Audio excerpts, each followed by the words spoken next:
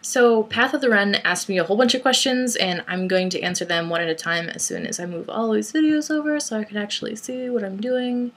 Such a great start to this, right? I totally have my shit together. Okay.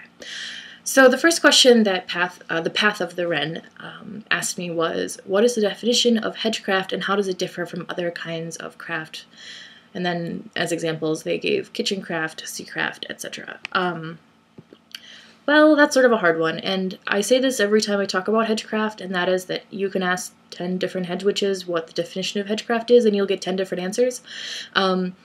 Unfortunately, within the past, 5 years, it seems like hedgecraft has become a very predominantly neo-Wiccan practice.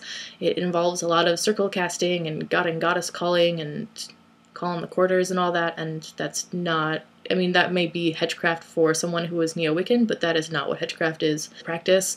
Hedgecraft is sort of, to me at least, a combination of several different practices. It can be botany, mediumship, business ownership, homesteading, so it's a lot of sort of, I don't know, it's a combination of things, really. It's, to me, the major two groups for me have always been homesteading, which of course encompasses a lot of, earth-based shit, I guess. I don't worship nature, though.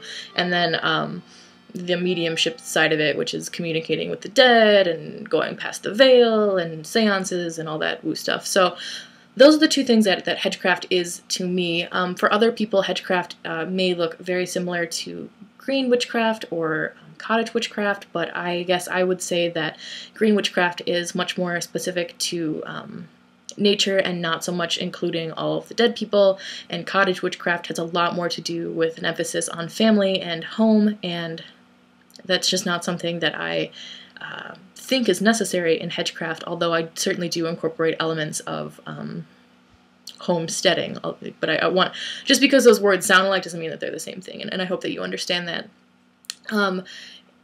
In terms of how they're different from other things, I guess I explained that a little bit. The examples that you gave are kitchencraft, which it just seems like the examples that I can list are a lot more specific to one thing, whereas hedgecraft can certainly touch all of those topics.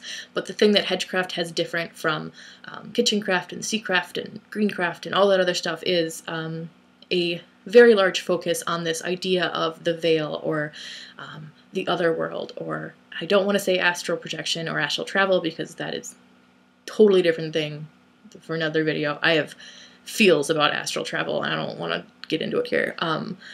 But the idea that there is a line or a boundary between our world and the world specifically of the human dead. Now other entities may visit that place or dwell within that place, but I am talking about a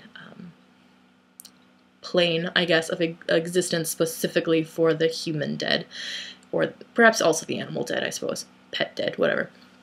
So in that way, hedgecraft certainly incorporates this idea of death and communication with the dead that a lot of these other practices don't, and that's sort of the main difference, I guess you could say.